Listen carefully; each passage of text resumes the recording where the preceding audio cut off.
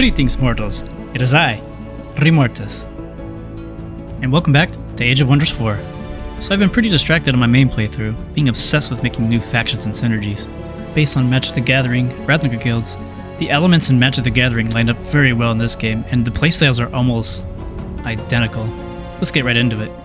So today, I bring you the Golgari Swarm, which is the combination mostly of shadow magic and nature magics. They actually work really well together. Lots of good synergy here. Well, let's dive right into it. So firstly, I went with elves. I mean, you can obviously pick whatever race you want. I just did it for the thematicness, or the theme, I suppose. And then I just decided to go with keen-sighted, since we're going to have a lot of archers in this build that we're going with. And I also picked up water adaptation. This is mostly just for flavor, since we're going to be in swamps all the time. Alright, let's go ahead and go on over to our culture. We decided to go with Dark this time around, since the first book I'm going to grab is a nature book. And we can also scale up our shadow and nature trees. But anyhow, the Dark tree will give us unique buildings that grant knowledge at the expense of our enemies' heroes trapped in our dungeons that we'll probably acquire, since we're going to be kind of hated since we're evil-ish, I suppose. We're not really going out to eat or be evil, but you know, it is what it is. But the main reason I wanted to choose the Dark faction is because they have an ability called Cold of Weak, which will deal 20% damage to units with weakened, and there's lots of ways that we can give enemies that status. And also another benefit to hitting something that's weakened, we get regeneration, so that's always lovely. Alright, so for the traits I went with Ritual Cannibals. Just feels really thematic to be able to eat your friend or whoever, or an enemy, and get some health. But it's also just a pretty solid trait. I really enjoy it on my undead playthroughs. It's really nice. And then the secondary trait I chose was Adept Settlers. You don't really need to have this one. You could opt for the Hunter perk or whatever, anything else you want, really. It's not that crucial. I mean, it could be, depending on what you go with, but for this build at the moment, Adept Settlers is fine, I suppose. Alright. So, let's get right into what we're going to be researching and what we're not in this build. So we're starting off with the Tome of Roots, rather, and it is a pretty solid tome. Really good magics in the Vine Prison. I'm sure it'll get nerfed at some point. Being able to create 5 vines out of nowhere that are just there for like target dummies and such. It's really powerful, but I foresee them probably nerfing it down to 3 vines. But anyhow. This is a really good spell, really helps carry you in the early game, and even in the mid game as well. Really, it's just a really good unit. Or, I'm sorry, not unit, spell. And then, the other primary part of this build is going to be from Poison Arrows and Poison Blades, and applying that to all of our units, including all of the undead minions as well. Which will be quite nuts once we start really summoning a bunch of zombies and skeletons, and they're all just poisoning everything. And then our archers are going to be fantastic, just blowing things up with the poison arrows. And then Healing Roots is just a decent healing spell that you get off from default. Not bad. It's not a bad tome. Alright, next. The next tome we would get is the Tome of Souls, which will allow us to gather souls by killing enemies. And we can convert those souls into more or less free soldiers. I mean, it's a different currency. It doesn't cost you gold or anything to purchase. However, it will to maintain it. Pretty sure it's just mana, though. Anyhow, the very first you can acquire is a skeleton, which is a spearman. It's pretty solid. It'll help you with bigger creatures and such. It's not really much to say about it. But one of the other abilities we're going to want to get from the Tome of Souls is our Bone Golem, which can combine 2 of these skeletons to make one of these Bone Golems. So sure, pretty good.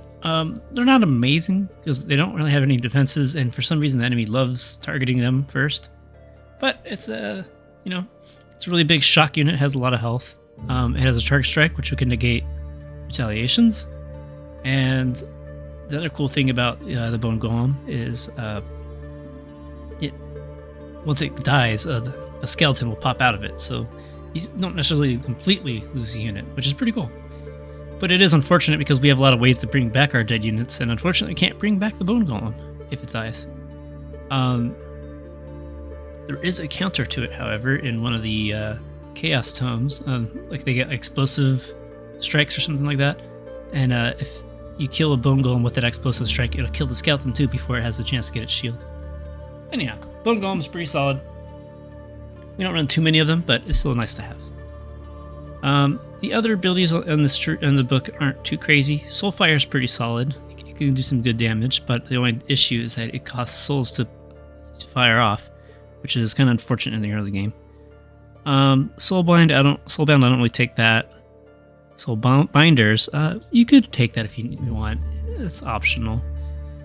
Soul Overflow is okay, but I don't really understand how the hit point generation works. I think you're supposed to use it preemptively, because it obviously doesn't heal them. But either way, it's still decent to give your unit strength and to have their negative status effects removed in an AoE. And then the other thing too about this Book of Souls is the Soul Harvest, which can help you get souls and get you some knowledge, and I believe mana as well. And then obviously you can get the Soul Collector perk for your hero. But let's go back to the nature and back to the roots. And here's the herbalist building from the Tome of Roots, which will give you really solid amounts of mana, especially if you have a decent amount of forests and swamps that you can stack this with. And it counts as a conduit, and there's future buildings that we're going to use that want other conduits. And then you also can get poison weapons for your archer and melee heroes. Alright, let's see an example. So obviously we have lots of forests here. Doesn't look like we have a lot of swamps in this start, unfortunately. Anyhow, then let's go back on to the next set of tomes. And then in the tier 2 tomes, I would go with the Tome of Glades. These Glade Runners are fantastic, and they kind of do what we already do with our other abilities. Get that back up here. This is a really solid unit, one of our staples in our armies. It also has an ability called Tracker's Mark, which it can shoot off before it actually shoots its arrows, which will apply 2 stacks of Sundering Defense and Resistance, and it will also mark the targets to make them harder to dodge. So, for some reason, I can't find where our actual spell is. I think I might be able to reroll for it. But one of the dark abilities that's not associated with the tomes, like its unique research, is a spell called... Nope, not there. Damn. Let me see if I can find it in here. Nope, I can't. Oh, wait. Anyways, it's an AoE ability that also applies the Sunder defense and resistances. So just them being able to do that on top of that just stacks it really well. And I think that's also partly why people kind of shy away from the Necromancer in the Dark culture, because they have a lot of underwhelming abilities on the face. But if you keep stacking that soul ability, the AoE defense and weakening, but it also applies weakening too, I should mention. You just keep applying the sundering, the resistance, and the weaken. These units are going to hardly do any damage to you. And then on top of that, a few other good things in this tree. Leaf Skin can be okay, depending on your map. I would not prioritize this. Aspect of the Root is okay. It's a nice backup. Just extra healing. We're going to have lots of healing already, so this is an optional thing to pick up. And then you could also pick up one of these Summon Entwined Protectors. Pretty solid, pretty tanky, get the job done.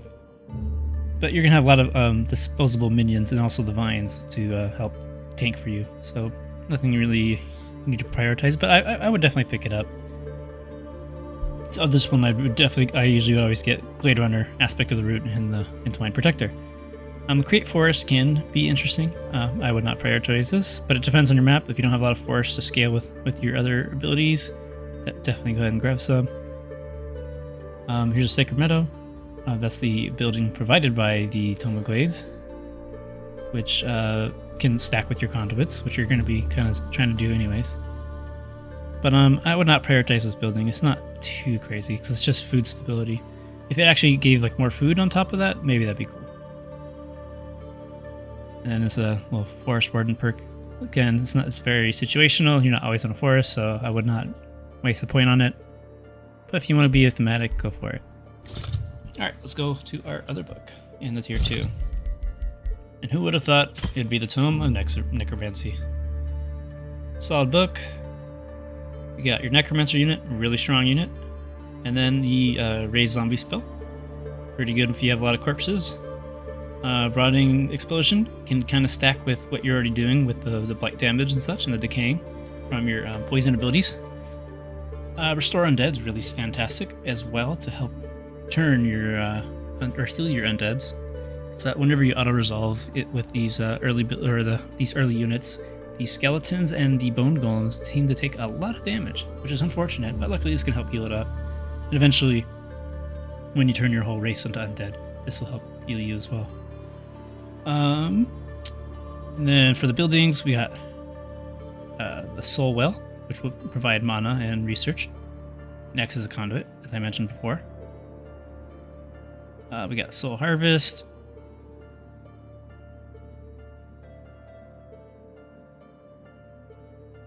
Oh, interesting. I didn't know that. Ability to animate City Ruined. Cool. Did not know that. I knew you could resurrect them, but I didn't realize you could actually animate City Ruin. Anyways, get more souls. Just another way for you to get souls. An Unholy Leader, fantastic ability on your hero, because you're going to have a lot of undead. A lot of really crappy undead too. But in combination with the Poison Tome, you'll be... all those little critters and undead will be able to keep smacking things and keep giving you a little value. Alright, on to tier 3. I'm pretty sure it's pretty self-explanatory at this point, but we're going to go with Tome of Cycles. It's really cool Witherbloom type ability, you know, from Magic, but from D&D as well, which is like a mix of druidic magic with necromancy. It's pretty neat. A lot of good stuff in here. Diffuse health. Target takes 30 poison damage, blight damage, whatever you want to call it, and it will also heal your allies nearby. Pretty solid spell. If I recall correctly, it's pretty expensive, so be careful when you use it. Parting Gifts. During the battle, whenever a friendly unit dies, all other units within 2 hexes heal. And I think that also applies to your vines, which is pretty nice, since the AI loves to prioritize killing those vines, since they like to go for sure kills. Projectiles of Decay, another buff for your archers. Pretty nice. Druid of the Cycle, a pretty solid unit as well, just like the Necromancer. It'll help keep your undead alive and also bring them back if they do die. At least bring back the ones that are important to your army. The expendable stuff, you probably don't really care. And then, I haven't really actually used this city ability, but it seems like it could be okay. Alright, and then you can get the decaying effect on your hero. Not a priority. And then Seed of Nature if you decide to go with the nature route for your magic victory. And who would have thought our other tier 3 book would be the Tome of the Great Transformation, which will provide us Necrotic Spires, we'll do a bunch of healing, do some damage, buff us, got Domain of Death, make your city get stability, friendly undead units in the domain, so like if you're on defense you could use it, don't prioritize that spell. That's great structure. I guess if you're desperate for mana you could use it. I would not just prioritize that research as well. Definitely go for Whiteborn. This is the bread and butter for this build. Turns all of your faction undead and gives them lifesteal, and that will stack with everything else you have in terms of life gain. Then we got the Fetid Legion. Gives chanted units weakening aura, and health. So another solid enchantment. Can be expensive though if you have a lot of units, but it'll be fine. And you also get Soul Harvest again. Oh, I guess all these abilities, all these books provide Soul Harvest. And then you also get Weakening Aura for your hero, but I'm sure there's other ways for you to gain Weakening. You probably don't necessarily need that.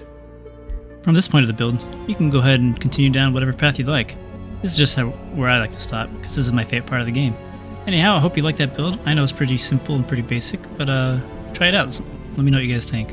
I'll be bringing you some more builds soon, hopefully a lot more advanced than this one. Until next time, please like, comment, and subscribe. Farewell.